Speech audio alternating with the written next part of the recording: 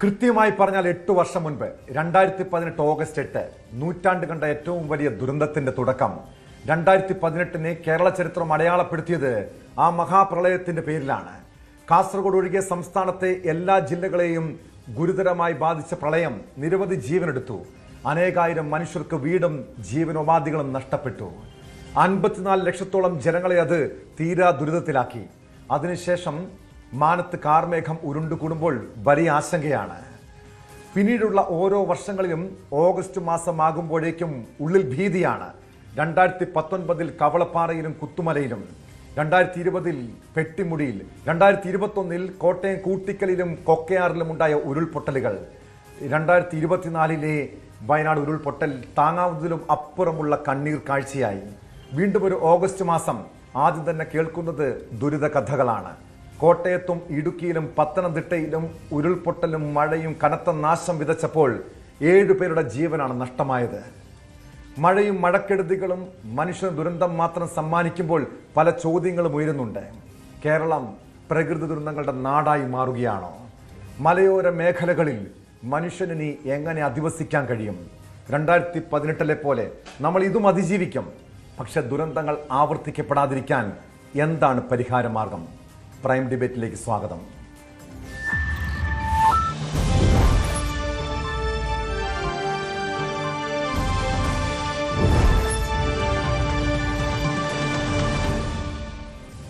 ചർച്ചയിൽ പങ്കെടുക്കുന്നത് Francis George M P, Anto Antony M P, Appu John Joseph M L A, Roy K Paulose M L A, ഭൗമശാസ്ത്രജ്ഞൻ doctor Subhash Chandrabose എന്നിവരാണ്.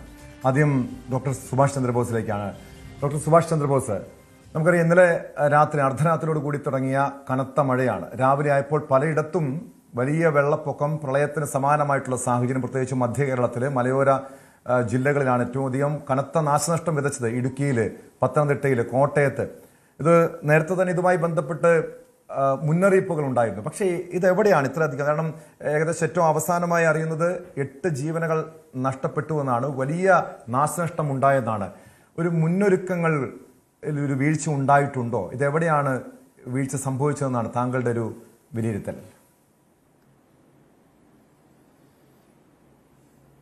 മുന്നൊരുക്കങ്ങളിൽ വീഴ്ചയുണ്ടായിട്ടുണ്ടോ എന്നുള്ള ഒറ്റ ചോദ്യത്തിൽ തീരുന്നതല്ല ഈ വിഷയം.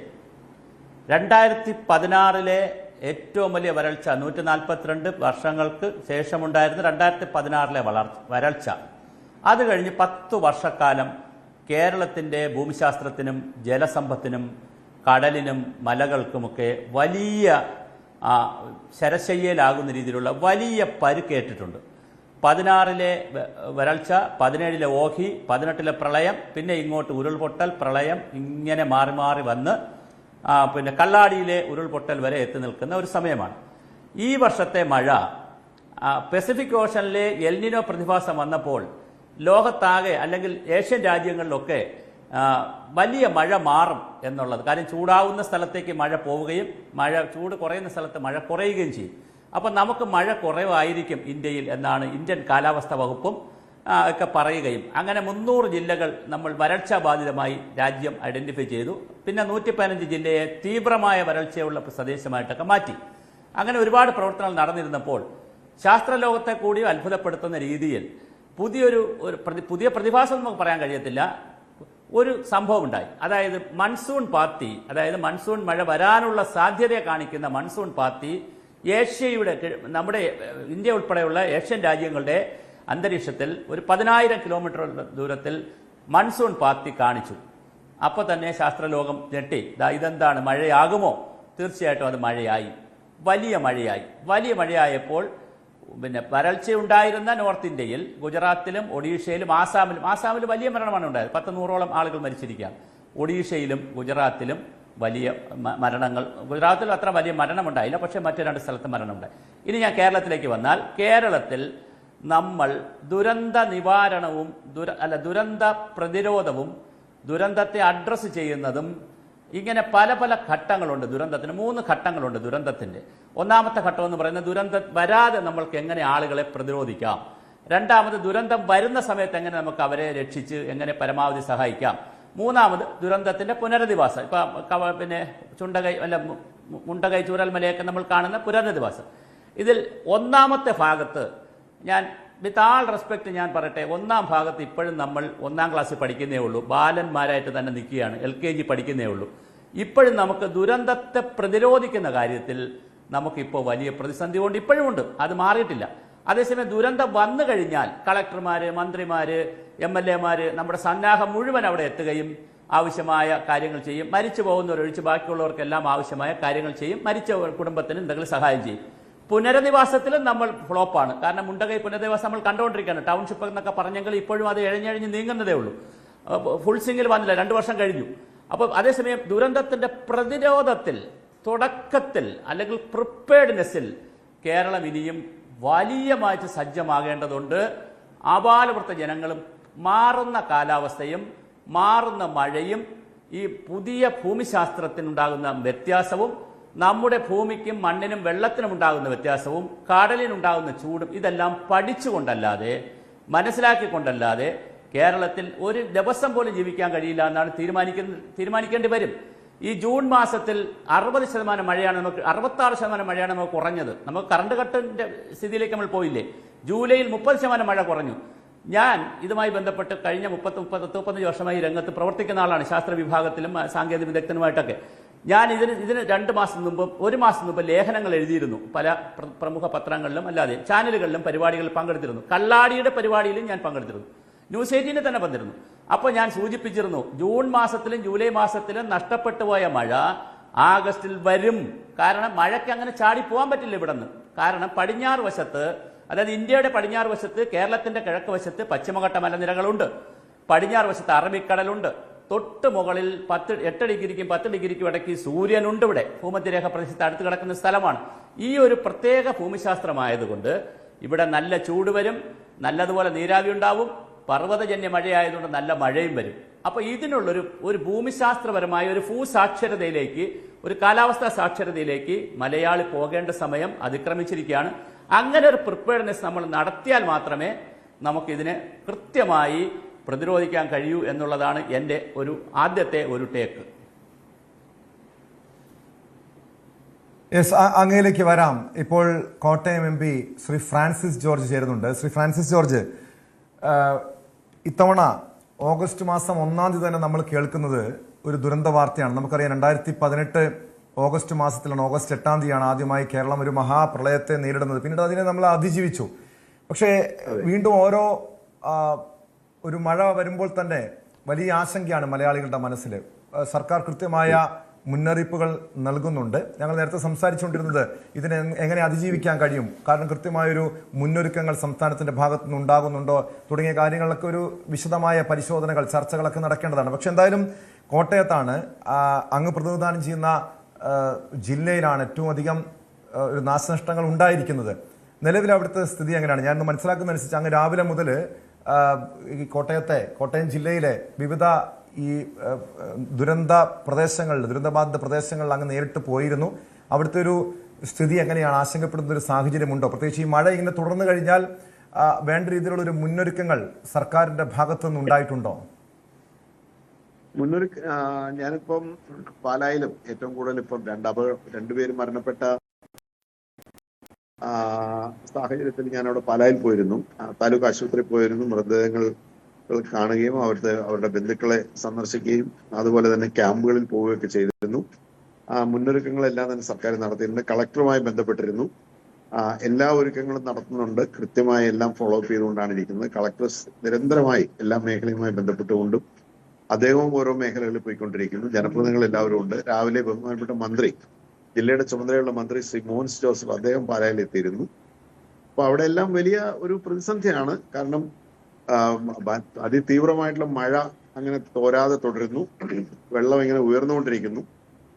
അപ്പൊ അതുകൊണ്ട് ഇന്നും നാളെയും ഇതാണ്, ഇന്ന് രാത്രിയും അതുപോലെ നാളെ പകലും ഒക്കെ ഇതാണ് സ്ഥിതിയെങ്കിൽ എങ്ങനെ അതിനെ നേരിടണം എന്നുള്ളതിനെ കുറിച്ചൊക്കെയുള്ള ചിന്തകളാണ് ഇപ്പൊ പൊതുവായിട്ട് ഇപ്പോൾ മുന്നോട്ട് വന്നിട്ടുള്ളത്.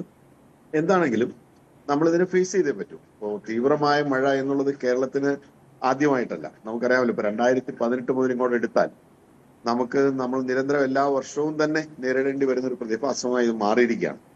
അപ്പൊ അതുകൊണ്ട് തന്നെ ഈ മുന്നൊരുക്കങ്ങൾ എന്ന് പറയുന്നത് മഴക്കാലത്തിന് മാസങ്ങൾക്ക് മുൻപേ നമ്മൾ ആരംഭിക്കേണ്ടതാണ്. ഒരു കാരണവശാൽ ഈ കാര്യത്തിലൊന്നും ഒരു അലംഭാവം പാടില്ല എന്നുള്ളതാണ് നമ്മൾ പ്രത്യേകം ശ്രദ്ധിക്കേണ്ടത്.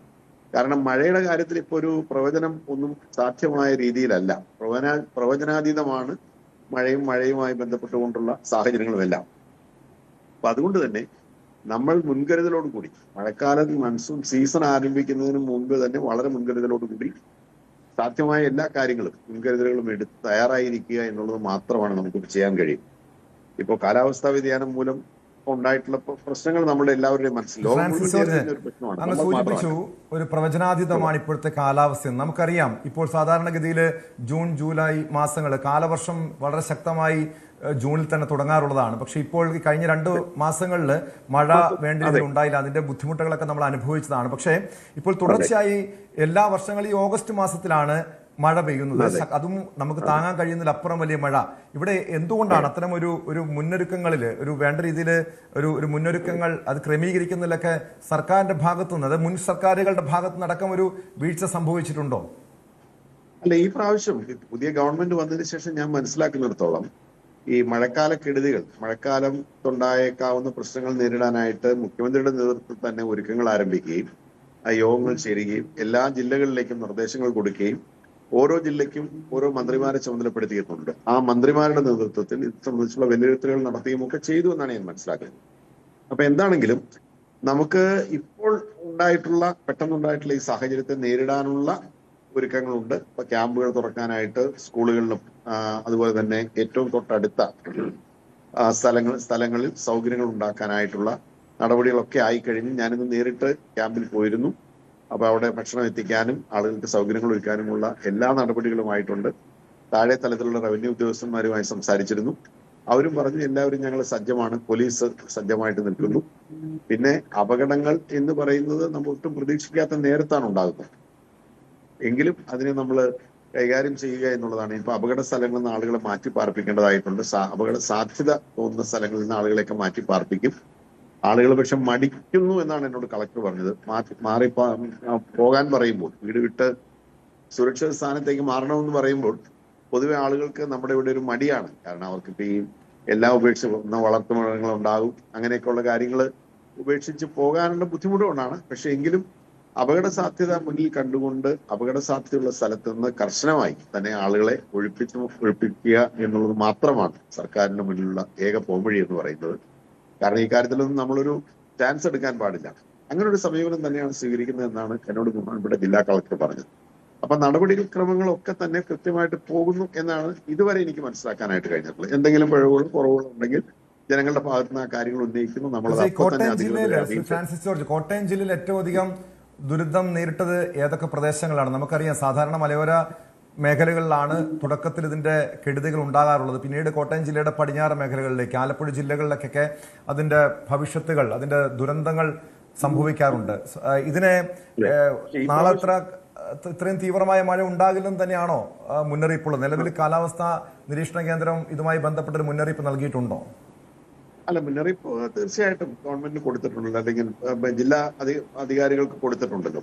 അപ്പൊ നമുക്കിപ്പോ ആദ്യ അപകടം ഉണ്ടായിട്ടുള്ളത് നമുക്കറിയാമല്ലോ, ഈരാറ്റുപേട്ട അടുത്ത് പൂഞ്ഞാറില് ആണ് അപകടം ഉണ്ടായിട്ടുള്ളത്. ഒരു അമ്മയും മകനുമാണ് മരണപ്പെട്ടത്. അവരുടെ ഒരു സഹോദരി, മൂത്ത സഹോദരിയുടെ കൂടെ ദൂരെയായിരുന്നു. അച്ഛൻ തൊട്ടടുത്ത് ഒരു വീട്ടിൽ സന്ധ്യയ്ക്ക് അവിടെ പോയാണ്, അവിടെ ഒറ്റയ്ക്കുള്ള ആൾക്കൊപ്പം കൂട്ടുകിടക്കാൻ പോകാറുണ്ട്. അദ്ദേഹം അവിടെ പോയിരുന്നു. ഈ അമ്മയും മകനും മാത്രമാണ് വീട്ടിലുണ്ടായിരുന്നത്. അപ്പോഴാണ് ഈ അപകടം ഉണ്ടായത്. അപ്പൊ അതുകൊണ്ട് അങ്ങനെ അവർ രണ്ടുപേരും മരണപ്പെട്ടു. അതില് അങ്ങനെ ഒരു വിവരമാണ് നമുക്കിപ്പോൾ കിട്ടിയിട്ടുള്ളത്. മറ്റു അപകട സാഹചര്യങ്ങളൊന്നും തന്നെ, അല്ലെങ്കിൽ അങ്ങനെയുള്ള വാർത്തകളൊന്നും തന്നെ കോട്ടയം ജില്ലയിൽ വന്നിട്ടില്ല. നമ്മളെ സംബന്ധിച്ചിടത്തോളം വളരെ നിർഭാഗ്യകരമാണ് അങ്ങനെ ഒരു അപകടം ഉണ്ടായി. ഇനിയിപ്പോ അതിന്റെ അനന്തര നടപടികൾ നോക്കുക എന്നുള്ളതാണ്. പക്ഷെ അപകട സാധ്യത മുൻകൂട്ടി കാണാൻ കഴിയുന്ന മേഖലയിൽ നിന്നെല്ലാം ജനങ്ങളെ മാറ്റി പാർപ്പിച്ചുകൊണ്ട് മാത്രമാണ് നമുക്കൊരു സുരക്ഷ ഒരുക്കാനായിട്ട് കഴിയൂ. അങ്ങനെയുള്ള നടപടികൾ കൃത്യമായി സ്വീകരിക്കണം എന്ന് ജില്ലാ കളക്ടറോട് ആവശ്യപ്പെട്ടിട്ടുണ്ട്.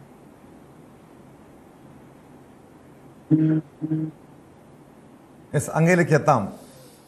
ഡോക്ടർ സുഭാഷ് ചന്ദ്രബോസ്, നമ്മൾ നേരത്തെ സംസാരിച്ചതും ഇപ്പോൾ ഫ്രാൻസിസ് ജോർജ് MP സൂചിപ്പിച്ചതുമായ കാര്യങ്ങൾ, അതായത് കൃത്യമായ മുന്നറിയിപ്പുകൾ ഉണ്ട്. ഇവിടെ ജനങ്ങൾക്ക് കൃത്യമായ നിർദ്ദേശങ്ങൾ നൽകുന്നുണ്ട്. ഈ ജനങ്ങൾ തന്നെ ഒരുപക്ഷെ മാറി താമസിക്കാൻ ജില്ലാ ഭരണകൂടവും അധികാരികളും ഇതുമായി ബന്ധപ്പെട്ട നിർദ്ദേശങ്ങൾ നൽകുമ്പോൾ അത് പാലിക്കാൻ പലപ്പോഴും ആളുകൾ തയ്യാറാകുന്നില്ല. കാരണം ഇത്രയധികം കാരണം അവരുടെ ജീവൻ മാത്രമല്ല, പക്ഷേ ഈ മലയോര മേഖലയിലുള്ളവർ കർഷകരാണ്, നിരവധി വളർത്തുമൃഗങ്ങളൊക്കെ ഉള്ളവരാണ്. അതിലേക്ക് ഉപേക്ഷിച്ച് എങ്ങനെ ഈ ക്യാമ്പുകളിലേക്ക് മാറും എന്ന പല രീതിയിലുള്ള ആശങ്കകളും ബുദ്ധിമുട്ടുകളൊക്കെ ആയിരിക്കും ആളുകളിങ്ങനെ ഈ ഭരണകൂടങ്ങൾ പറയുന്ന നിർദ്ദേശങ്ങൾ പാലിക്കുന്നതിൽ അവരെ പിന്നോട്ട് വലിക്കുന്നത്. പക്ഷേ ഈ നിർദ്ദേശങ്ങൾ പാലിക്കാത്തത് തന്നെയാണ് ഒരു പ്രധാനപ്പെട്ട പ്രശ്നമായി ചൂണ്ടിക്കാണിക്കുന്നതും. അതോടൊപ്പം നമ്മുടെ കാലാവസ്ഥാ നിരീക്ഷണ കേന്ദ്രങ്ങൾ ഒരു നൽകുന്ന മുന്നറിയിപ്പുകൾ അത് കൃത്യമായി തന്നെയാണോ നൽകുന്നത്? മാത്രമല്ല കഴിഞ്ഞ ദിവസങ്ങളിലൊക്കെ പറഞ്ഞിരുന്നു ഓറഞ്ച് അലേർട്ടാണെന്ന് പറഞ്ഞു. പക്ഷേ ഇത് തീവ്രമായ മഴ, ഇത്രയധികം ഉരുൾപൊട്ടലോ അല്ലെങ്കിൽ മണ്ണിടിച്ചിലോ ഇത്രയധികം ദുരന്തങ്ങളോ ഉണ്ടാകുമെന്ന് എന്തുകൊണ്ടാണ് നമുക്കത് മുൻകൂട്ടി തിരിച്ചറിയാൻ മനസ്സിലാക്കാൻ കഴിയാത്തത്?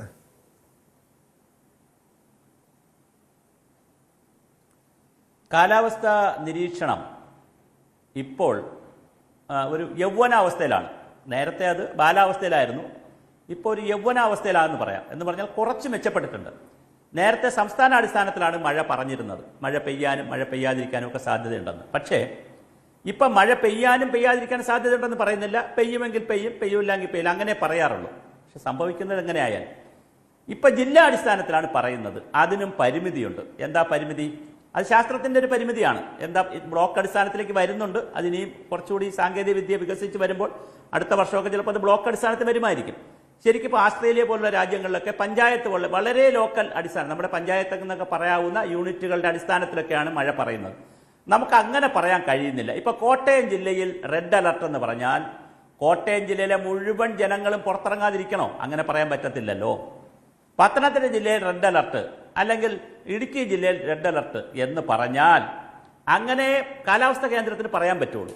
പക്ഷെ അത് പറഞ്ഞാൽ എവിടെ ഈ റെഡ് അലർട്ട് കൊണ്ട് കഴിഞ്ഞ കാലങ്ങളിൽ എവിടെയൊക്കെ മഴ വന്നു, കഴിഞ്ഞ കാലങ്ങളിൽ എവിടെയൊക്കെ ഉരുൾപൊട്ടി, കഴിഞ്ഞ കാലങ്ങളിൽ എവിടെയൊക്കെ പ്രളയം വന്നു, എവിടെയൊക്കെയാണ് പ്രളയ സാധ്യതാ മേഖലകൾ, എവിടെയൊക്കെയാണ് ഉരുൾപൊട്ടൽ സാധ്യതാ മേഖലകളെന്ന് കൃത്യമായി പഠിച്ചു വച്ച് അവിടെയുള്ള ആളുകളെ അഡ്രസ്സ് ചെയ്യേണ്ടതാണ്.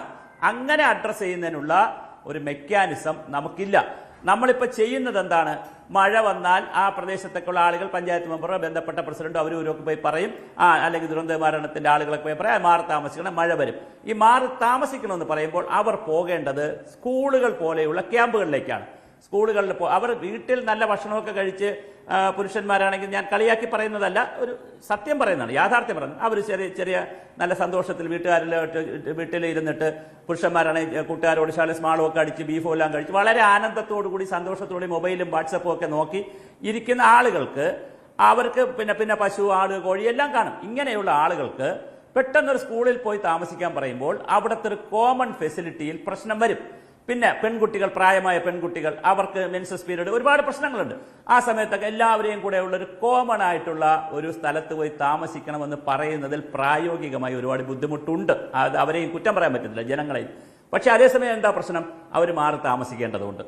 ഇവിടെയാണ് നമ്മൾ കുറച്ചുകൂടി പ്രൊഫഷണലായി നമുക്ക് പോകേണ്ട ഒരു അപ്രോച്ചുണ്ട്. ഞാനൊരു ഉദാഹരണം പറയാം, അത്രയും കേരളത്തിൽ പറ്റൂല, എന്നാൽ ഉദാഹരണമാണ്. UK-യിൽ ഇതുപോലെ ലാൻഡ് സ്ലൈഡോ ഇതുപോലത്തെ കാര്യങ്ങൾ ഉണ്ടാവുമെങ്കിൽ അവരെ മാറ്റി പാർപ്പിക്കുന്നത് അവിടുത്തെ പോഷ് ഹോട്ടലുകളിലാണ്. കാരണം എന്താണ്? എന്നാലേ അവർ പോവുള്ളൂ. ഇതുപോലത്തെ സ്കൂളിലോ കോളേജിലോ വലിയ ക്യാമ്പിലോ ഷെഡിലോ കൊണ്ടിട്ടാൽ അവർ പോകത്തില്ല. അപ്പോൾ കുറച്ചുകൂടി ഈ അടിസ്ഥാന സൗകര്യങ്ങളുള്ള സ്ഥലത്തേക്ക് അവരെ മാറ്റുന്നതിനും അതുപോലെ തന്നെ നല്ല ഭക്ഷണം കൊടുക്കുന്നതിനും ഒക്കെ, പിന്നെ അവരുടെ സ്ഥാപന ജംഗമ വസ്തുക്കളിൽ ഇപ്പൊ സർട്ടിഫിക്കറ്റ് പോലുള്ള കാര്യങ്ങൾ, കുറെ കാര്യങ്ങളുണ്ട്. ഒരു വീട്ടുകാരെന്ന് പറയുന്നത് വെറുതെ അല്ല, അവരെന്തെല്ലാം ഒരുക്കിയിട്ടാണ് അവിടെ താമസിക്കുന്നത്. അങ്ങനെയുള്ള സാധനങ്ങളൊക്കെ കൊണ്ടുപോകാനും അവരെ കന്നുകാലികൾ, ഇങ്ങനെ ഒരു പാക്കേജിന്റെ ഭാഗമായിട്ടൊക്കെ ഇത് വരണം. അങ്ങനെ വന്നാലേ ജനങ്ങൾ മാറുകയുള്ളൂ. അല്ലെങ്കിൽ പിന്നെ അവരെ അറസ്റ്റ് ചെയ്ത് മാറ്റണം, അതും പ്രായോഗികമല്ല. അപ്പോൾ നമുക്ക് കുറെ കൂടി ഒരു ബഹുജന വിദ്യാഭ്യാസവും ഈ മഴയെ സംബന്ധിച്ചും പരിസ്ഥിതിയെ സംബന്ധിക്കുന്ന വലിയൊരു ക്യാമ്പയിൻ തന്നെ കേരളത്തിൽ നടക്കേണ്ട ഒരു സമയം അതിക്രമിച്ചു എന്നാണ് എൻ്റെ ഒരു take. Yes, doctor Subhash Chandrabose അങ്ങയിലേക്ക് വരാം. അപ്പു ജോൺ ജോസഫ് MLA ചേരുന്നുണ്ട്. ശ്രീ അപ്പു ജോൺ ജോസഫ്, ഇപ്പോൾ നമ്മോട് സംസാരിച്ചത് ഈ ചർച്ചയിൽ ഫ്രാൻസിസ് ജോർജ് MP ചേരുന്നുണ്ട്. അതോടൊപ്പം ഇപ്പോൾ സംസാരിച്ചത് ഭൗമശാസ്ത്രജ്ഞൻ ഡോക്ടർ സുഭാഷ് ചന്ദ്രബോസാണ്. അദ്ദേഹം ചില നിർദ്ദേശങ്ങൾ ഇതുമായി ബന്ധപ്പെട്ട് മുന്നോട്ട് വയ്ക്കുന്നുണ്ട്. പക്ഷെ എന്തായാലും അതിലേക്ക് വരാം. അതിനു മുൻപ് എന്താണ് തൊടുപുഴയിലെ ഒരു സാഹചര്യം എന്ന് അറിയേണ്ടതുണ്ട്. കാരണം രാവിലെ മുതൽ ഈ ദുരിതബാധിത മേഖലകളിൽ അങ്ങ് പോയിരുന്നു. ഈ രക്ഷാപ്രവർത്തനത്തിലൊക്കെ മുന്നിൽ തന്നെ ഉണ്ടായിരുന്നു. ഒരു മരണം സംഭവിച്ചു. സംസ്ഥാനത്ത് ഇതുവരെ 8 മരണങ്ങൾ റിപ്പോർട്ട് ചെയ്തെന്നാണ് ഏറ്റവും ഒടുവിലത്തെ കണക്ക്. അതിലൊന്ന് തൊടുപുഴയിലാണ്. തൊടുപുഴയിലെ നിലവിലെ സാഹചര്യം എന്താണ്? രക്ഷാപ്രവർത്തനം ഇപ്പോഴും തുടരുന്നുണ്ടോ? തൊടുപുഴയില് നമസ്കാരം, എല്ലാവർക്കും നമസ്കാരം. ഞാൻ യാത്രയിലാണ്, അതുകൊണ്ട് എത്രത്തോളം ക്ലാരിറ്റി ഉണ്ടാവുമെന്ന് എനിക്ക് അറിയത്തില്ല. ഇപ്പോ ഇന്നലെ ഒരു രാത്രി ഒരു 1:30 മണി തൊട്ട് ഒരു 1:30-2 മണി തൊട്ടാണ് തൊടുപുഴയിലെ പല ഭാഗങ്ങളിലും ഈ ഒരാള് മരണപ്പെട്ടു എന്ന് പറയുന്നത്. അത് കുടയത്തൂർ പഞ്ചായത്താണ്, അത് തൊടുപുഴ താലൂക്കാണ്, നിയോജക മണ്ഡലം അത് ഇടുക്കി നിയമമണ്ഡലത്തിൽ വരും. അപ്പം ഇവിടെ ഈ മേഖലയിൽ വ്യാപകമായിട്ട് ഇപ്പൊ തൊടുപുഴയിൽ തന്നെ പല പഞ്ചായത്തുകളിലും, ഇവിടെ ആലക്കോട് പഞ്ചായത്ത്, അതുപോലെ മുട്ടം പഞ്ചായത്ത്, അതുപോലെ ഈ പറയുന്ന കുടയത്തൂരിന്റെ പല ഭാഗങ്ങള്, ഇടുക്കിയുടെ ഭാഗമായ അറക്കുളം പഞ്ചായത്ത്, ഇവിടെ എല്ലാം വ്യാപകമായ രീതിയിൽ ഉരുൾപൊട്ടലുകൾ ഉണ്ടായിട്ടുണ്ട്. അതുപോലെ തന്നെ വെള്ളം ഭയങ്കരമായിട്ട് ഫ്ലഡിങ് ഉണ്ടായി, വീടുകളിലൊക്കെ വെള്ളം കയറിയ അവസ്ഥ ഉണ്ടായി. ആളുകളെ പല ക്യാമ്പുകളിലാക്കി മാറ്റി പാർപ്പിച്ചിട്ടുമുണ്ട്.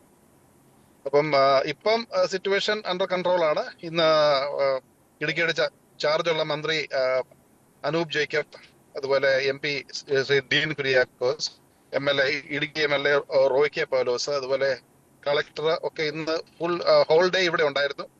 അതിനിടയിൽ മുഖ്യമന്ത്രി വീഡിയോ കോളിൽ വരികയും ഇവിടെയുള്ള കാര്യങ്ങളെല്ലാം അന്വേഷിക്കുകയും ചെയ്തിട്ടുണ്ട്.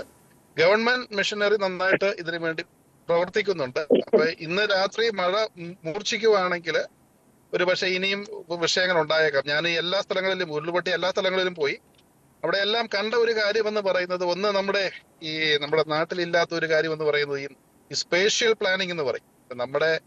നമുക്ക് അവൈലബിൾ ആയിട്ടുള്ള റിസോഴ്സസും നമ്മുടെ അവൈലബിൾ ആയിട്ടുള്ള ഹ്യൂമൻ എന്താ പറയുന്ന പോപ്പുലേഷനും മറ്റ് പ്രകൃതിയുടെ കാര്യങ്ങളും ഒക്കെ ഇത് വെച്ചിട്ട് നമ്മളൊരു പ്ലാനിങ് ഇല്ലാതെയാണ് നമ്മൾ എല്ലാ കൺസ്ട്രക്ഷനും ഒക്കെ ചെയ്യുന്നത്. ഇന്ന് ഞാൻ പോയ പല സ്ഥലങ്ങളിലും ഇന്ന് ഒരു കുറെ വീടുകൾ നശിച്ചു പോയിട്ടുണ്ട്. അതെല്ലാം നമ്മുടെ ലൈഫ് ഭവന പദ്ധതിയിൽ വെച്ചു കൊടുത്ത വീടുകളാണ്, കുറെയല്ല. അതിന്റെ ഒരു കാരണം ഞാൻ അന്വേഷിച്ചപ്പം ഈ ചെരുവുള്ള സ്ഥലങ്ങളിൽ വില കുറച്ച് വീട് കിട്ടും. അപ്പൊ നമ്മുടെ ലൈഫിൽ വീട് കിട്ടണമെങ്കിൽ ലാൻഡ് വേണം എന്നുള്ളൊരു പ്രീ കണ്ടീഷൻ ഉണ്ട്.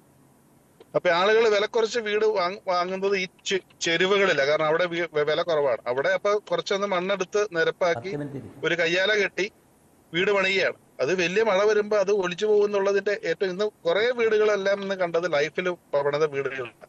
അപ്പൊ നമ്മളിപ്പോ ഒരു സർക്കാരിന്റെ ഒരു ബിൽഡിംഗ് നമ്മൾ പണിയുകയാണെങ്കിൽ അതിന്റെ ഒരു പ്രൊസീജിയർ ഉണ്ട്. ആദ്യം അവിടുത്തെ സോയിൽ ടെസ്റ്റ് നടത്തും. ആ ബിൽഡിംഗ് അവിടെ ആ സോയിലിന്റെ അത് സസ്റ്റൈനബിൾ ആണോ, ബിൽഡിംഗ് പണിത് അവിടെ നിലനിൽക്കുമോ, വലിയ മഴ വന്നാൽ ഒലിച്ചു പോകുന്നൊക്കെ സ്റ്റഡി നടത്തുന്നുണ്ട്. പക്ഷെ മറ്റേ ഇതുപോലത്തെ പ്രൈവറ്റ് സ്ഥലങ്ങൾക്ക് നമ്മൾ അങ്ങനെ ഒരു പ്ലാനിങ്ങോ ടെസ്റ്റോ ഒന്നും നമ്മൾ നടത്തുന്നില്ല. അത് എല്ലാ സ്ഥലത്തും അതിന്റെ ആവശ്യമില്ല, ശരിയാണ്. പക്ഷെ ഇപ്പൊ ഈ മാറുന്ന കാലാവസ്ഥയില് ഇപ്പൊ ഈ വർഷം എൽ നീനിയോ വർഷമാണ്, മഴ കുറവാണ് എന്നുള്ള ഒരു നമുക്ക് കഴിഞ്ഞ 2 മാസമായിട്ട് നമ്മുടെ ഡാമുകളുടെ ഒക്കെ വൃഷ്ടി പ്രദേശത്ത് മഴ ലഭിച്ചിട്ടില്ല. എന്നാൽ ഇപ്പോ ഇന്നലെ ഒരു ദിവസം പെയ്ത മഴയില്ല, ഒരൊറ്റ മഴ കൊണ്ട് ഈ സിറ്റുവേഷൻ മുഴുവൻ മാറി. എല്ലായിടത്തും ഫ്ലഡിങ് ആയി. അതുപോലെ ഫ്ലഡിങ് ഇന്ന് പല സ്ഥലങ്ങളിലും കണ്ട ഒരു കാരണം എന്ന് വെച്ചാല് ഈ ചെറിയ തോടുകളൊക്കെ ഒരു വെള്ളം വരുമ്പോഴേ അതിനകത്ത് ഡീസിൽറ്റിങ് അല്ലെങ്കിൽ അതിനകത്തുള്ള ചെളി അല്ലെങ്കിൽ മണ്ണ് അല്ലെങ്കിൽ മണല് അടിഞ്ഞു കൂടിയതൊന്നും നമ്മൾ വർഷങ്ങളായിട്ട് വരുന്നില്ല. ഇതിന്റെ ഒക്കെ ആഴം കുറഞ്ഞു പോയി ഭയങ്കരമായിട്ട്. ഇപ്പൊ വെള്ളം തള്ളിച്ച് വരുമ്പോൾ അതെല്ലാം സൈഡിലേക്ക് പറമ്പുകളിൽ കൂടിയും വീടുകളിൽ കൂടിയൊക്കെ കയറി ഒഴുകിക്കൊണ്ടിരിക്കുകയാണ്. അപ്പൊ എനിക്ക് മുമ്പ് സംസാരിച്ച വ്യക്തി പറഞ്ഞതുപോലെ നമുക്കൊരു പ്രോപ്പർ പ്ലാനിങ് ഈ ഒരു കാര്യത്തിൽ ആവശ്യം. നമ്മള് ഈ മഴ കഴിയുമ്പോൾ ആളുകൾ ഇതെല്ലാം മറന്നുപോകും. ഒരു മഴക്കാലത്ത് ആണ് ഈ ഒരു വിഷയം വലിയ ചർച്ചാ വിഷയമായിട്ട് വരുന്നത്. ഈ മഴ മാറി വെയിൽ വരുമ്പോഴത്തേക്കും ആളുകൾ ഇതെല്ലാം മറന്നു. പിന്നെ ഇതൊന്നും നമ്മുടെ നാട്ടിൽ ചർച്ചാ വിഷയമില്ല. പിന്നെ അടുത്ത വർഷകാലത്താണ് വീണ്ടും ആളുകൾ ഇത് ചർച്ച ചെയ്യുന്നത്. പക്ഷെ ഇത് നമ്മളൊരു ദീർഘവീക്ഷണത്തോടു കൂടി നമ്മുടെ ഇപ്പോൾ മാറി വരുന്ന കാലാവസ്ഥയും അതുപോലെ തന്നെ ഈ പറയുന്ന ഈ അതിവൃഷ്ടി, നമുക്കറിയാം ഇന്ന് ഈ ക്ലൗഡ് ബേഴ്സ് എന്ന് പറയുന്നത് കോമൺ സംഭവമായിട്ടും മാറിക്കൊണ്ടിരിക്കുകയാണ്. ഇതെല്ലാം പരിഗണിച്ച് നമ്മുടെ ഭൂപ്രകൃതി, നമ്മുടെ ലാൻഡും നമ്മുടെ സോയിലിന്റെ ഒക്കെ കണ്ടീഷൻ വെച്ചിട്ട് ഒരു പ്രോപ്പർ ആയിട്ടുള്ള പ്ലാനിങ് നടത്താനുള്ള സമയം അതിക്രമിച്ചിരിക്കുന്നു എന്നാണ് എന്റെ ഒരു അഭിപ്രായം. തൊടുപുഴയിൽ ഇപ്പം നേരത്തെ ചോദിച്ച ചോദ്യത്തിന് ഇപ്പോൾ സിറ്റുവേഷൻസ് ഈസ് അണ്ടർ കൺട്രോൾ. പക്ഷേ ഇന്ന് രാത്രി മഴ പെയ്യാൻ സാധ്യതയുണ്ടെന്ന് പറയുന്നു. അതുകൊണ്ട് എല്ലാ മുൻകരുതലുകളും ജില്ലാ ഭരണകൂടവും അതുപോലെ തന്നെ ജനപ്രതിനിധികളും എല്ലാം എടുത്തിട്ടുണ്ട്. യെസ്, ശ്രീ അപ്പു ജോൺ ജോസഫ്, അങ്ങയുടെ യാത്ര തുടരാം, പക്ഷെ ചർച്ചയിൽ തുടരണം, അങ്ങയിലേക്ക് എത്താം. മറ്റു ചില അതിഥികൾ കൂടിയുണ്ട്. Shri Francis George, Appu John ജോസഫും അതോടൊപ്പം ഡോക്ടർ സുഭാഷ് ചന്ദ്രബോസും സൂചിപ്പിച്ചത് നമ്മുടെ ഈ മുന്നൊരുക്കങ്ങളിൽ അതോടൊപ്പം ഈ പ്ലാനിങ്ങിലൊക്കെ ചില വീഴ്ചകൾ സംഭവിക്കുന്നുണ്ട്. കാരണം അത് ഒറ്റയടിക്ക് നമുക്കത് ഇതിലേക്ക് ഫലപ്രാപ്തിയിൽ എത്തിക്കാൻ സാധിക്കില്ല. പതിയെ പതിയെ ഇത് പഠിച്ച്, കാരണം ഇപ്പോൾ 8 വർഷമായി തുടർന്നു വന്നുകൊണ്ടിരിക്കുന്ന ഒരു പ്രതിഭാസമാണ് ഈ പ്രളയം അല്ലെങ്കിൽ പ്രകൃതി ദുരന്തങ്ങളൊക്കെ, ഉരുൾപൊട്ടലൊക്കെ. പക്ഷേ ഇത്രയും അവസ്ഥകൾ ഉണ്ടാകുമ്പോൾ, ഒരു ദുരന്തം ഉണ്ടായിക്കഴിയുമ്പോൾ നമ്മളെല്ലാവരും കൃത്യമായി രംഗത്തിറങ്ങുക. സർക്കാർ സംവിധാനങ്ങളൊക്കെ വളരെ ഏകോപിപ്പിച്ചുകൊണ്ട് വളരെ നല്ല രീതിയിൽ തന്നെ സർക്കാർ അതെല്ലാം നടപ്പാക്കാറുണ്ട്, ഇതിൻ്റെ രക്ഷാപ്രവർത്തനമൊക്കെ. പക്ഷേ ഈ ദുരന്തം വന്നു കഴിയുമ്പോൾ രംഗത്തിറങ്ങുന്നതിന് പകരം അതിന് മുൻപ് തന്നെ ഒരു കൃത്യമായ പ്ലാനിങ് ഇതിൻ്റെ മുന്നൊരുക്കങ്ങളിൽ ഉൾപ്പെടെ ആവശ്യമല്ലേ? അതിനുവേണ്ടിയുള്ള ഒരു പ്രത്യേക സമിതി അടക്കം. എന്തായാലും ഇതിന് യാഥാർത്ഥ്യമാണ്. നമ്മൾ കാലാവസ്ഥ മാറ്റം അതൊക്കെ നമ്മൾ ഇത്ര നാളും ചർച്ച ചെയ്തുകൊണ്ടിരുന്നതാണ്. പക്ഷേ ഇതൊരു യാഥാർത്ഥ്യമായിരിക്കുന്നു, സംഭവിച്ചുകൊണ്ടിരിക്കുന്നു കാലാവസ്ഥ മാറ്റം. ഇനി അതിനുവേണ്ടിയുള്ള ഒരു പ്രത്യേക സമിതിയൊക്കെ രൂപീകരിച്ചുകൊണ്ട് എങ്ങനെ ഇതിനെ അതിജീവിക്കാൻ കഴിയും, അല്ലെ ഇതിനു വേണ്ടിയുള്ള ഒരു പരിഹാര മാർഗം ഉൾപ്പെടെ നമുക്ക് ആവശ്യമല്ലേ?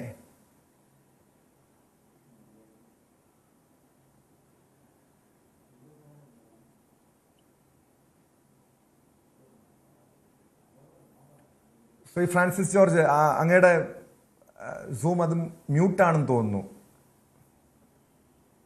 ശരിയാണ്, വളരെ ശരിയാണ് ഈ പറഞ്ഞത്.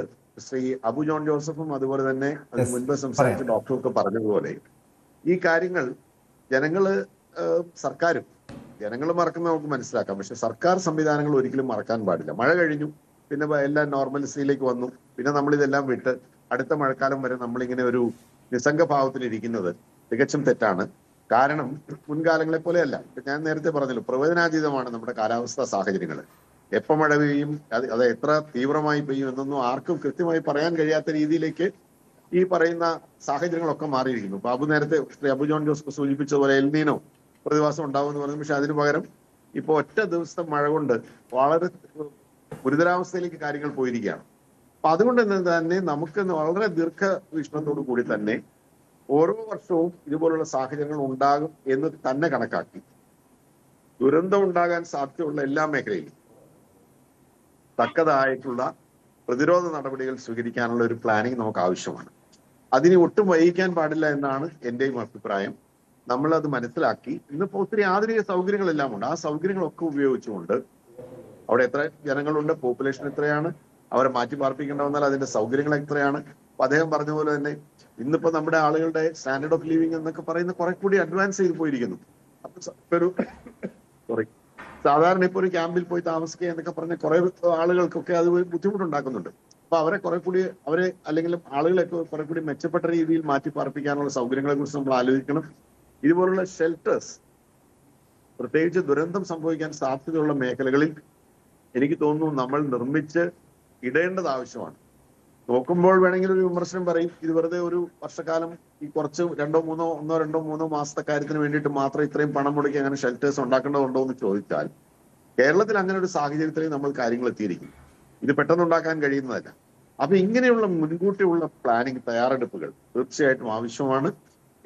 അവിടെ വെള്ളവും വെളിച്ചവും മറ്റ് പ്രാഥമിക സൗകര്യങ്ങൾക്കുള്ള സൗകര്യങ്ങളും ആവശ്യങ്ങൾക്കുള്ള സൗകര്യങ്ങളും എല്ലാം കൃത്യമായി ഉണ്ട് എന്ന് മഴക്കാലത്തിന് മുൻപ് തന്നെ ഉറപ്പാക്കുകയും ഒരു പ്രശ്നം വരുന്നതിന് മുൻപ് തന്നെ ആളുകളെ മാറ്റി പാർപ്പിക്കാനും തക്കതായ നടപടികൾ എടുക്കാനുമുള്ള സൗകര്യങ്ങൾ നമുക്ക് ആവശ്യമാണ്. കേരളം ഇനി ഏറെ ശ്രദ്ധിക്കേണ്ട ഒരു മേഖലയാണിത് എന്ന് തന്നെയാണ് എന്റെയും അഭിപ്രായം.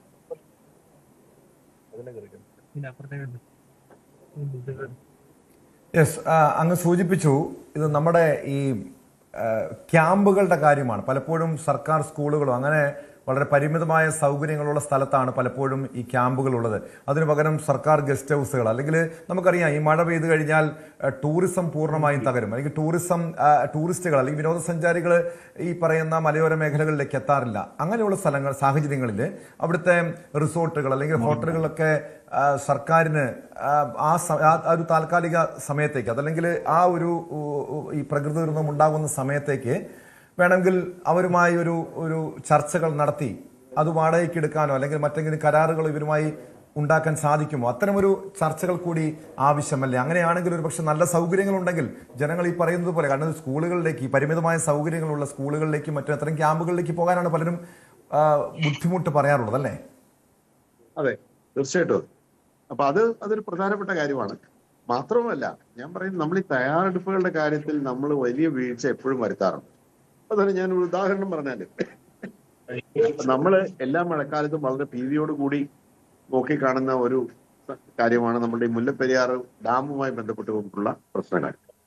അപ്പൊ അവിടെ എന്ത് സൗകര്യമാണ് ഒരുക്കിയിട്ടുള്ളത് എന്ന് ചോദിച്ചാൽ വാസ്തവത്തിൽ പ്രത്യേകിച്ച് ഒന്നും തന്നെ ഒരുക്കിയിട്ടുണ്ടാകാൻ സാധ്യതയില്ല. അത് സംബന്ധിച്ചുള്ള പഠനങ്ങളൊക്കെ നടന്നിട്ടുണ്ട്.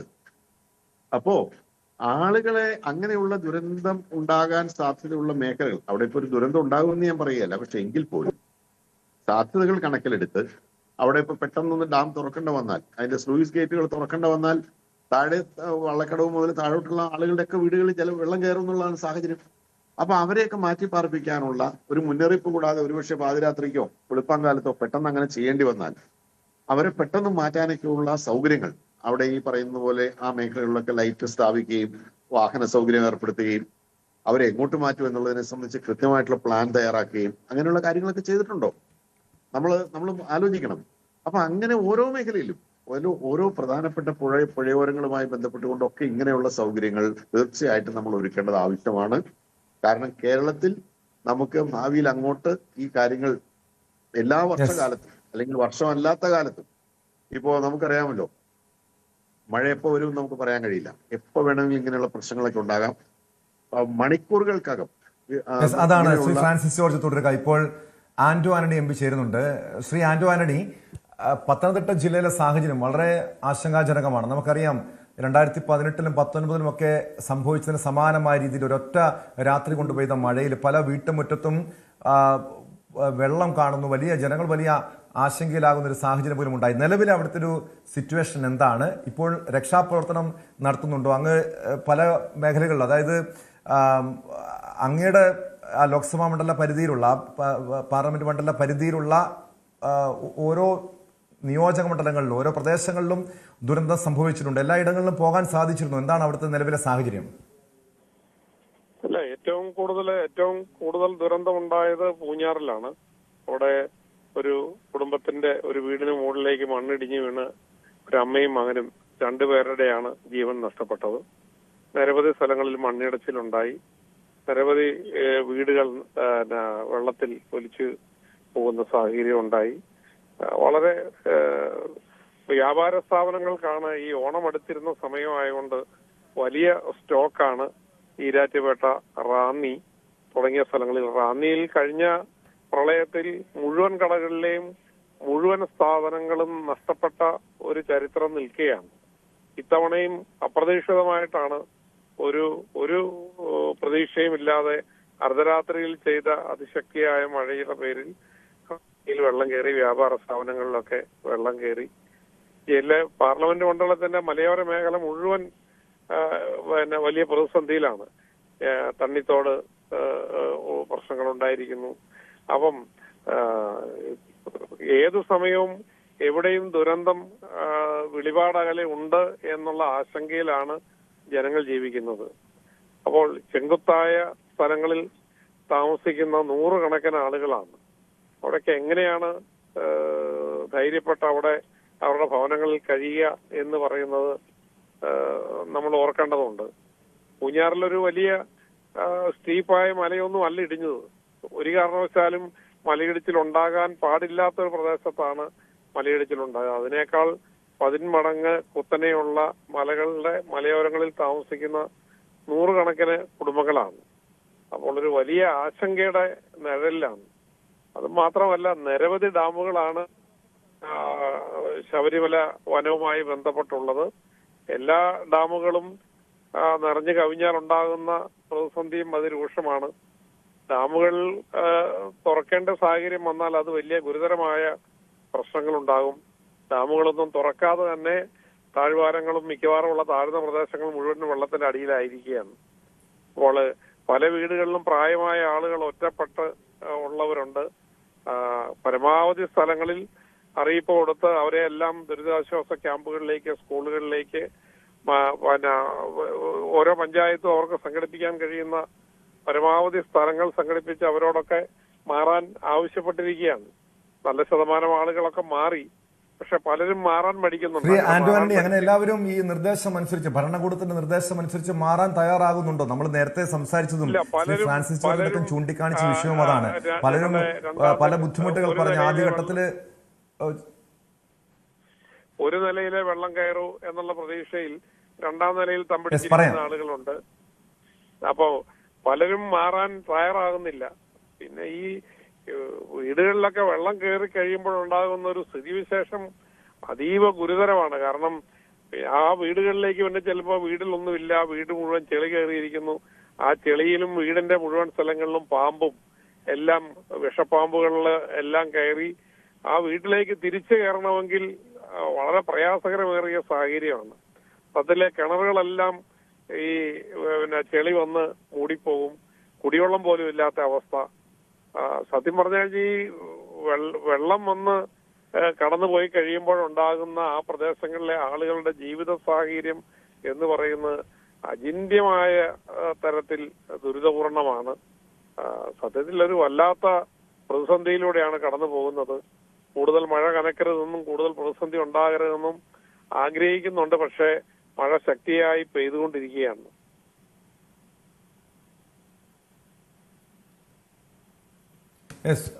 ശ്രീ ആന്റോ ആന്റണി, അങ്ങിലേക്ക് വരാം. ശ്രീ അബു ജോൺ ജോസഫ്, അങ്ങ് ജനപ്രതിനിധി ആകുന്നതിന് മുൻപ്, അല്ലെങ്കിൽ പൂർണ്ണമായും രാഷ്ട്രീയത്തിലേക്ക് വരുന്നതിന് മുൻപ് വിവിധ ലോകരാജ്യങ്ങളടക്കം സന്ദർശിച്ചിട്ടുണ്ട്. അങ്ങനെ വലിയ അനുഭവ പരിചയമുണ്ട്. സ്വാഭാവികമായി അങ്ങ് നേരത്തെ സൂചിപ്പിച്ചു, ഇത്തരമൊരു ദുരന്തം വരുമ്പോൾ പലപ്പോഴും അത് പ്ലാനിങ്ങിലടക്കം നമുക്ക് വീഴ്ച സംഭവിക്കുന്നുണ്ടെന്ന്. അത് ഫ്രാൻസിസ് ജോർജ് അടക്കം, അതായത് നമ്മുടെ നിരവധി വർഷങ്ങളുടെ, പതിറ്റാണ്ടുകളുടെ അനുഭവ പരിചയമുള്ള ജനപ്രതിനിധികളടക്കം ഇക്കാര്യം ചൂണ്ടിക്കാണിക്കുന്നുമുണ്ട്. പക്ഷേ നമുക്കിവിടെ ഒരു ഭരണ സംവിധാനമുണ്ട്. അത് കാലാകാലങ്ങളായി മാറി വരുന്ന ഓരോ സർക്കാർ സംവിധാനങ്ങൾ എന്തുകൊണ്ടാണ് ഇതൊക്കെ അതിനുവേണ്ടിയുള്ള ഒരു മുന്നൊരുക്കങ്ങൾ അല്ലെങ്കിൽ ഒരു പ്ലാനിങ് നമുക്ക് ഇല്ലാതെ പോകുന്നത്? നിങ്ങളെപ്പോലെ അനുഭവ പരിചയമുള്ള പുതിയ ജനപ്രതിനിധികൾ ഇപ്പോൾ നിയമസഭയിൽ വന്നിട്ടുണ്ട്. ഇതിനുവേണ്ടി ഒരു സമിതികളടക്കം ആവശ്യമല്ലേ? സർക്കാരിന് മുൻപാകെ അങ്ങ് ഇതുമായി ബന്ധപ്പെട്ട എന്തെങ്കിലും നിർദ്ദേശങ്ങൾ മുന്നോട്ട് വയ്ക്കുന്നുണ്ടോ? ഇത് ഞാൻ ഈ നേരത്തെ പറഞ്ഞതുപോലെ, അതുപോലെ ശ്രീ ഫ്രാൻസിസ് ജോർജ് എംപിയും ഒക്കെ പറഞ്ഞതുപോലെ, ഈ നമ്മള് ഈ പ്രശ്നം ഉണ്ടായി കഴിയുമ്പോൾ വളരെ എഫക്റ്റീവായിട്ട് നമ്മൾ ഈ പ്രശ്നം ഹാൻഡിൽ ചെയ്യുന്നുണ്ട്. നമ്മള് ആളുകളെ പുനരധിവസിപ്പിക്കുന്നു, മാറ്റിപ്പാർപ്പിക്കുന്നു, മറ്റ് പ്രിവെന്റീവ് നടപടികളൊക്കെ എടുക്കുന്നു. പക്ഷെ ഇതിന്റെ ആ ഒരു തീവ്രത അല്ലെങ്കിൽ ആ ഒരു സീരിയസ്നെസ് ആ മഴ മാറി കഴിയുമ്പോൾ നമുക്ക് സ്വാഭാവികമായിട്ട് ഇല്ലാണ്ടാകും. അന്ന് നമുക്ക് ആ സമയത്ത് നമുക്ക് മറ്റു പല വിഷയങ്ങളും ഇങ്ങനെ സമൂഹത്തിലുണ്ട്. അപ്പൊ നമ്മുടെ ഒരു ഡിസാസ്റ്റർ മാനേജ്മെന്റ് സിസ്റ്റം എന്നുള്ളത് ഒരു കംപ്ലീറ്റ് റീവാമ്പിന്റെ സമയമായിരിക്കുകയാണ്. നമ്മള് ഈ ഓരോ വർഷവും ഈ ചർച്ച തന്നെ, ഈ ചർച്ച ഇന്ന് കഴിഞ്ഞാല് ഇനി ഇത് നടക്കാൻ പോകുന്നത് അടുത്ത വർഷം ഇതുപോലെ വെള്ളം പൊങ്ങുമ്പോഴാണ്. പിന്നെ ഇത് നമ്മുടെ നാട്ടിലൊരു ചർച്ചാ വിഷയമല്ല. അപ്പൊ അത് സ്വാഭാവികമായിട്ട് താങ്കൾ പറഞ്ഞതുപോലെ ജനപ്രതിനിധികൾ തന്നെ, സർക്കാർ തന്നെ മുൻകൈ എടുത്ത് ഇത് ആരെങ്കിലും ഇതിനൊരു ഡ്രൈവ് ചെയ്യാൻ ഒരാൾ വേണം. അപ്പൊ ആ ഒരു കാര്യം നമ്മൾ ഇപ്പം ശ്രീ ഫ്രാൻസിസ് ജോർജ് പറഞ്ഞ ഒരു കാര്യം, നമുക്ക് ഷെൽട്ടേഴ്സ് ഉണ്ടാക്കുന്ന കാര്യം പറഞ്ഞു. അത് പ്രത്യേകിച്ച് ഈ ഉരുൾപൊട്ടലൊക്കെ ഉണ്ടാകുന്നത് മേഖലകളാണ്. ഈ ഷെൽട്ടേഴ്സിന്റെ സൗകര്യമുള്ള ഷെൽട്ടേഴ്സ് ഇല്ലെങ്കിൽ ആളുകൾക്ക് വരാൻ വിമുഖത കാണിക്കുന്നു പറയുന്നു. നമുക്ക് എന്തുകൊണ്ട് അത് ആലോചിച്ചുകൂടാ? ഇങ്ങനെയുള്ള സ്ഥലങ്ങളില് സർക്കാരിന് ചെലവിൽ ഷെൽട്ടേഴ്സ് പോലെ കുറച്ച് സൗകര്യമുള്ളത് ഈ അവിടെയുള്ള ലോഡ്ജിങ് ഫെസിലിറ്റീസ് ഉണ്ടാക്കുക. അവിടെ വരുന്ന ടൂറിസ്റ്റുകൾക്ക് താമസിക്കുക, അവിടെ വരുന്ന ആളുകൾക്ക് ഉപയോഗിക്കാൻ. ഇപ്പൊ നമ്മുടെ KSRTC ഇപ്പോൾ നമുക്ക് ഈ പ്രഷർ ട്രിപ്പുകൾ നടത്തുന്നുണ്ട്, ഡേ ട്രിപ്പ്. അതുപോലെ തന്നെ ഇങ്ങനെയുള്ള സ്പേസുകൾ അവിടെ വരുന്ന ടൂറിസ്റ്റുകൾക്ക് വാടക കൊടുത്ത് താമസിക്കാനുള്ള സൗകര്യം ഉണ്ടാക്കുക. ഇതുപോലെ ഒരു ആവശ്യം വന്നു കഴിഞ്ഞാൽ ആളുകളെ മാറ്റി പാർപ്പിക്കുവാന് ആ സമയത്ത് ഈ സ്പേസ് യൂസ് ചെയ്യാം. അദ്ദേഹം പറഞ്ഞപ്പോൾ മനസ്സിൽ പെട്ടെന്ന് തോന്നിയ ഒരു ആശയമാണ്. ഇത് തീർച്ചയായിട്ടും നമുക്ക് പ്രാവർത്തികം, കാരണം ഒത്തിരി ആളുകൾ ഇന്ന് കേരളത്തിൽ വരുന്നുണ്ട്. ഇതുപോലെ നമ്മളൊരു നല്ല ഫെസിലിറ്റി ഉള്ള ഒരു സൗകര്യം ഉണ്ടാക്കി ഇടുവാണെങ്കിൽ വാടക കൊടുത്ത് താമസിക്കാൻ ധാരാളം ആളുകൾ തയ്യാറാകും. അപ്പൊ ഇത് പുനരധിവാസത്തിന്റെ കാര്യം മാത്രമാണ് പറഞ്ഞത്, പക്ഷെ പ്രിവെൻഷനാണ്. നമ്മൾ എങ്ങനെയാണ് ഈ അപകടങ്ങൾ പ്രിവെന്റ് ചെയ്യുന്നത്? ഞാൻ ആദ്യം പറഞ്ഞതുപോലെ ഇപ്പൊ കുത്തനെ ഉള്ള ചെരുവുകളിൽ ഒരു വീട് പണിയാന്ന് പറഞ്ഞാൽ പണ്ട് കാലത്ത് അതൊരു വലിയ റിസ്ക് ഇല്ലാത്ത കാര്യമായിരുന്നു. കാരണം ഇപ്പോൾ ഉണ്ടാവുന്ന അതിവൃഷ്ടി അന്നില്ല. നമുക്കറിയാം, ഇപ്പൊ ഈ നാട്ടുപുറങ്ങളിലൊക്കെ വീട് പണിയുമ്പോൾ വീടിന്റെ ഇപ്പം ചെരുവുകളിൽ വീട് പണിയുമ്പോൾ മണ്ണിട്ട് നികത്തി കയ്യാല കെട്ടും. നമ്മള് കല്ലുകൊണ്ടാണ് സാധാരണ കെട്ടുന്നത്. സാധാരണ റേറ്റിൽ പെയ്യുന്ന ഒരു മഴയാണെങ്കിൽ അത് ഒന്നുകിൽ മണ്ണിലേക്ക് ഇറങ്ങും, ഈ കയ്യാലയുടെ ഇടയിലുള്ള ഗ്യാപ്പുകളിലൊക്കെ പനിച്ച് പുറത്തേക്ക് പോകും, അതിന് ഒഴുകി പോകാനുള്ള സമയമുണ്ട്. പക്ഷെ ഇന്ന് 1 മണിക്കൂറിൽ പണ്ട് പെയ്തുകൊണ്ടിരുന്നതിന്റെ ഒരു 10 ഇരട്ടി വെള്ളം വന്ന് വീഴുമ്പോൾ ആ സോയിലിന് അതിന്റെ ഹോൾഡിംഗ് കപ്പാസിറ്റി ഇല്ലാതാകുന്നത് വഴി ഇത് വെള്ളം തള്ളിപ്പോരുന്നത് കൊണ്ടാണ് മണ്ണിടിച്ചിലും അതുപോലെ തന്നെ ഉരുൾപൊട്ടലുകളും ഉണ്ടാകുന്നത്. അപ്പൊ ഇതിനകത്ത് മറ്റൊരു കാര്യം, ഞാൻ തമിഴ്നാട്ടിൽ ഒരു സ്ഥലത്ത് കണ്ടാണ്, അവര് ഈ ഗ്രൗണ്ട് വാട്ടർ വെള്ളം ഗ്രൗണ്ട് വാട്ടർ ലെവല് കൂട്ടാൻ വേണ്ടി ചെയ്തൊരു പരീക്ഷണമുണ്ട്. അത് വിജയിക്കുകയും ചെയ്തിട്ടുണ്ട്. ഇങ്ങനെയുള്ള നമ്മുടെ പറമ്പുകളിലൊക്കെ നമ്മൾ മഴക്കുഴികൾ ഉണ്ടാക്കും. പക്ഷെ ഇവര് മഴക്കുഴിയുടെ കൂടെ തന്നെ ഒരു 100 അടി നടത്തിലൊരു ബോർവെൽ കിട്ടും. അപ്പൊ ഈ വരുന്ന വെള്ളങ്ങൾ നമ്മൾ ഗ്രൗണ്ട് വാട്ടറിലേക്കാണ് അത് റിപ്ലൻഷ് ചെയ്യുന്നത്. അപ്പൊ അവിടുത്തെ കഴിഞ്ഞ ഒരു 10 വർഷം കൊണ്ട് വളരെയേറെ അവരുടെ ഗ്രൗണ്ട് വാട്ടർ, നമുക്ക് ഇത്രയേറെ മഴ പെയ്തു എന്ന് പറഞ്ഞാലും ഈ പറയുന്ന മേഖലകളിലൊക്കെ, ഈ പറയുന്ന മലമുകളിലൊക്കെ വേനലായി കഴിയുമ്പോൾ നമുക്ക് കുടിവെള്ള ക്ഷാമമാണ്. അപ്പൊ ആ രീതിയിലുള്ള നമുക്ക് ഈ ഗ്രൗണ്ട് വാട്ടർ, ഈ റെയിൻ വാട്ടർ ഹാർവെസ്റ്റിങ്ങിനോടൊപ്പം തന്നെ അത് ഗ്രൗണ്ട് വാട്ടർ നമ്മുടെ അടിയിലുള്ള ആ ഒരു തലങ്ങളിലേക്ക് ഈ വെള്ളം കടത്തി വിടുവാൻ വേണ്ടി ബോർവെൽ പോലത്തെയുള്ള സംവിധാനങ്ങൾ അത് ധാരാളം ആയിട്ട് ഇത് തമിഴ്നാട്ടിലൊക്കെ ചെയ്യുന്ന ഒരു പ്രക്രിയയാണ്. അപ്പൊ ഇങ്ങനെയുള്ള കാര്യങ്ങളൊക്കെ ആലോചിച്ച് ഈ വെള്ളം നമ്മുടെ ഗ്രൗണ്ടിലേക്ക് വലിഞ്ഞു പോകാൻ, ഇത്രയും വോളിയം വെള്ളം വരുമ്പോൾ നമ്മുടെ ചെരുവുകളെ ഒന്നും നമുക്ക് മാറ്റാൻ പറ്റത്തില്ല.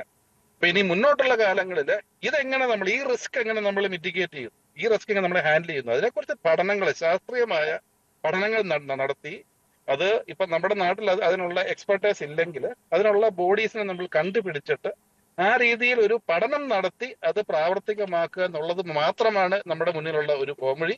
ഇല്ലെങ്കിൽ ഓരോ വർഷവും നമ്മൾ ഈ ചർച്ച ചെയ്യും, അടുത്ത വർഷം വീണ്ടും നമ്മുടെ നാട്ടിൽ വെള്ളം പൊങ്ങും, നമ്മുടെ നാട്ടിൽ കുറെ സ്ഥലങ്ങളിൽ മലയിടിയും അല്ലെങ്കിൽ ഉരുൾപൊട്ടും.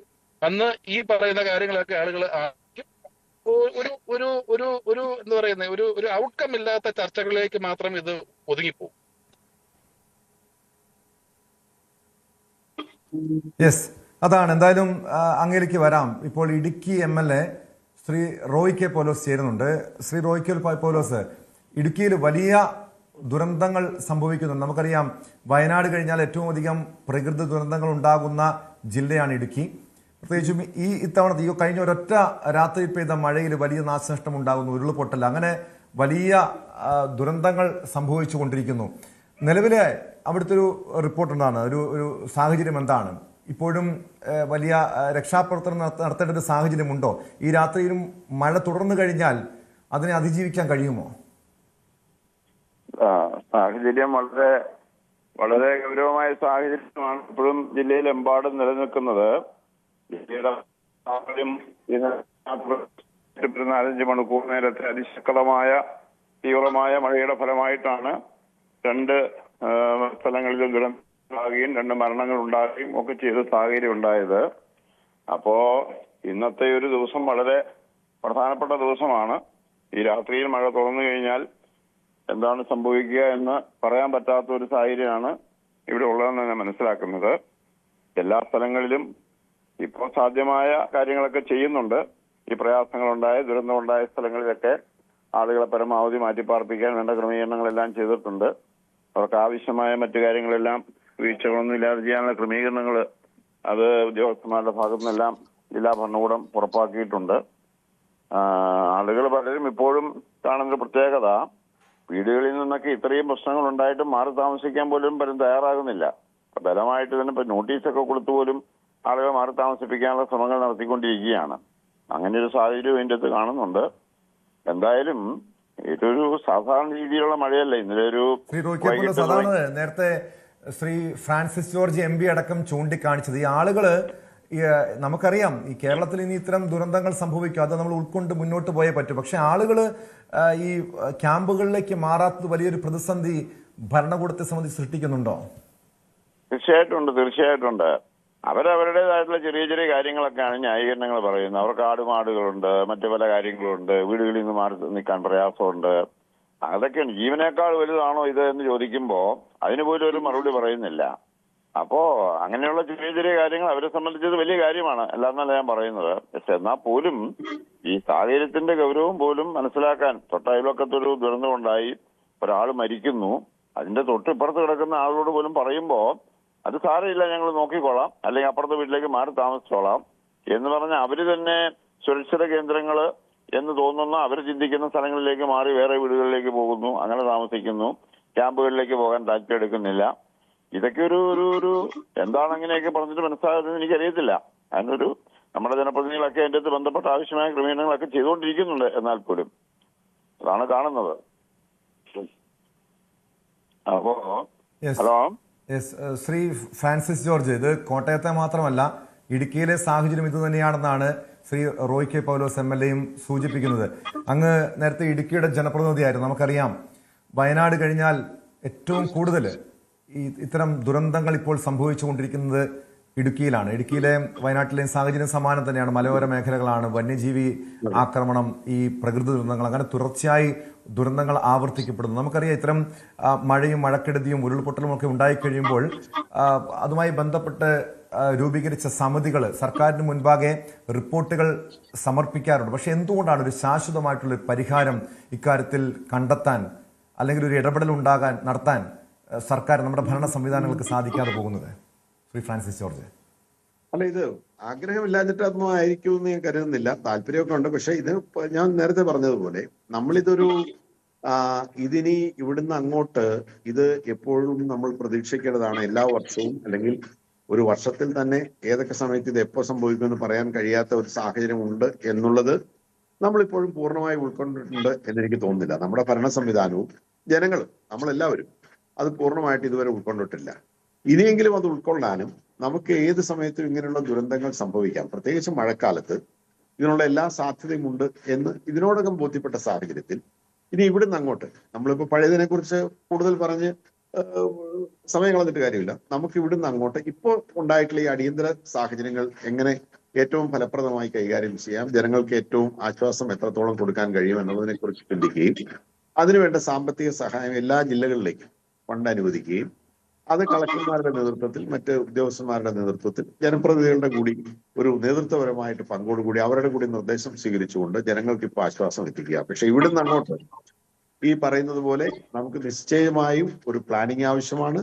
പ്രത്യേകിച്ച് ഈ രണ്ട് ജില്ലകളിൽ, ഇടുക്കിയിലും വയനാടുമാണ് ഏറ്റവും കൂടുതൽ മലയോര മേഖലകൾ, മറ്റു ജില്ലകളും ഉണ്ട്. നമുക്ക് പശ്ചിമഘട്ടം മലനിരകൾ മുഴുവൻ നമുക്ക് എപ്പോഴും പ്രശ്നങ്ങൾ ഉണ്ടാകാൻ സാധ്യതയുള്ള മേഖലകളാണ് എന്നുള്ള കാഴ്ചപ്പാടോടുകൂടി തീരപ്രദേശത്തും പ്രശ്നമുണ്ട്. മഴക്കാലത്ത് തീരപ്രദേശത്തും കടലേറ്റവും ഇങ്ങനെയുള്ള പ്രശ്നങ്ങളൊക്കെ ഉണ്ടാകാറുണ്ട്. അപ്പൊ കേരളം പൊതുവെ നോക്കുമ്പോൾ ഒരു ദുരന്ത ബാധിത പ്രദേശം എന്ന് തന്നെ വേണമെങ്കിൽ നമുക്ക് പറയാനായിട്ട് കഴിയും. അപ്പൊ നമ്മൾ ത്രൂ ഔട്ട് കേരളം ഇങ്ങനെയുള്ള കാര്യങ്ങൾ നേരിടാൻ ഈ ഡിസാസ്റ്റർ മാനേജ്മെന്റിന്റെ കാര്യത്തിൽ നമ്മൾ വളരെ ശ്രദ്ധയോടുകൂടി കരുതലോടുകൂടി സംസ്ഥാന ഗവൺമെന്റ് തന്നെ മുൻകൈ എടുത്ത് അതിനുള്ള പദ്ധതികൾ തയ്യാറാക്കുകയും അതിനുവേണ്ട കേന്ദ്ര സഹായം ലഭ്യമാക്കാനുള്ള നടപടികൾ സ്വീകരിക്കുകയും ചെയ്യുക എന്നുള്ളത്. കേന്ദ്ര സഹായം എന്ന് പറയുമ്പോൾ കേന്ദ്രം മാത്രമല്ല, നമുക്കിപ്പോ വേൾഡ് ബാങ്ക് ഉൾപ്പെടെയുള്ള ഇന്റർനാഷണൽ ഏജൻസീസ് ഒക്കെ സഹായം ചെയ്യും. ഇങ്ങനെ ഡിസാസ്റ്റർ മാനേജ്മെന്റ് ഇന്ന് ലോകം മുഴുവൻ വളരെ താല്പര്യപൂർവ്വം കൈകാര്യം ചെയ്യുന്ന ഒരു വിഷയമാണ്. കാരണം ലോകത്തെമ്പാടും ഇങ്ങനെയുള്ള പ്രശ്നങ്ങൾ ഉണ്ടായിക്കൊണ്ടിരിക്കുകയാണ്. പ്രത്യേകിച്ച് ഈ കാലാവസ്ഥാ വ്യതിയാനവുമായി ബന്ധപ്പെട്ടുകൊണ്ട് ഒട്ടേറെ പ്രശ്നങ്ങൾ ലോകത്ത് വിവിധ രാജ്യങ്ങളുടെ പല മേഖലകളും ഉണ്ടാകുന്നുണ്ട്. അപ്പോൾ ഇന്ത്യയിൽ പ്രത്യേകിച്ച് കേരളം പോലുള്ള സംസ്ഥാനത്ത് ഇങ്ങനെയുള്ള പ്രശ്നങ്ങൾ വരുമ്പോൾ അതിന് മുൻകൈ എടുക്കേണ്ട സംസ്ഥാന ഗവൺമെന്റാണ്. നമ്മൾ സംസ്ഥാന ഗവൺമെന്റ് ഇതിനുള്ള വിശദമായിട്ടുള്ള പദ്ധതികൾ, പ്ലാനുകൾ തയ്യാറാക്കുകയും അത് കേന്ദ്ര ഗവൺമെന്റിൽ സമർപ്പിക്കുകയും കേന്ദ്ര ഗവൺമെന്റ് മുഖേന വേൾഡ് ബാങ്ക് ഉൾപ്പെടെയുള്ള ഇന്റർനാഷണൽ എയ്ഡ് ഏജൻസീസിനെ ഒക്കെ സമീപിക്കാൻ കഴിഞ്ഞാൽ നമുക്ക് സാമ്പത്തിക സഹായം ലഭ്യമാക്കാനായിട്ട് കഴിയും. അതിലൂടെ നമുക്ക് വരുന്ന ഒരു വർഷക്കാലം കൊണ്ട്, ഞാൻ പറയുന്നു അടുത്ത ഒരു വർഷം, ഈ വരുന്ന അടുത്ത മഴക്കാലത്തിന് മുൻപായിട്ട് തന്നെ കുറേയേറെ മേഖല, എല്ലാം പൂർത്തിയാക്കാൻ കഴിയുമെന്ന് ഞാൻ പറയുന്നില്ല, പക്ഷെ നമ്മൾ ശരിക്കും ഡിസാസ്റ്റർ പ്രോൺ ആയിട്ടുള്ള മേഖലകളിൽ മേഖലകൾ തിരഞ്ഞെടുത്ത് ഇങ്ങനെയുള്ള സുരക്ഷാ നടപടികൾ കൃത്യമായി സ്വീകരിക്കണം. ഒരു ദുരന്തമുണ്ടായാൽ, ഒരു പ്രശ്നമുണ്ടായാൽ എങ്ങനെ ഇത് കൈകാര്യം ചെയ്യണമെന്നുള്ളതിനെ കുറിച്ച് കൃത്യമായ ഒരു മാസ്റ്റർ പ്ലാൻ നമുക്ക് ആവശ്യമാണ്.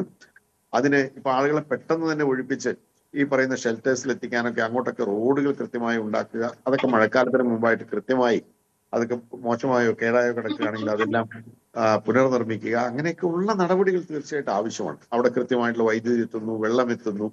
ഇതൊക്കെ നമ്മൾ, ഈ സൗകര്യങ്ങളൊക്കെ നമ്മൾ മഴക്കാലം തുടങ്ങുന്നതിന് മുമ്പ് തന്നെ തീർച്ചയായിട്ടും നമ്മൾ ഒരുക്കേണ്ടതായിട്ടുണ്ട്. അങ്ങനെ ഒരു പ്ലാനിങ് തീർച്ചയായിട്ടും കേരളത്തിൽ അങ്ങോളം ഇങ്ങോളം ആവശ്യമാണ്. അതിന് എന്റെ വലിയ പ്രതീക്ഷ എന്ന് പറയുന്നത് ഇപ്പോൾ അധികാരത്തിലിരിക്കുന്ന ഗവൺമെന്റ് തീർച്ചയായിട്ടും ഫലപ്രദമായിട്ടുള്ള നടപടികൾ സ്വീകരിക്കും, തുടർ നടപടികൾ സ്വീകരിക്കുമെന്ന് തന്നെയാണ് ഞാൻ കരുതുന്നത്.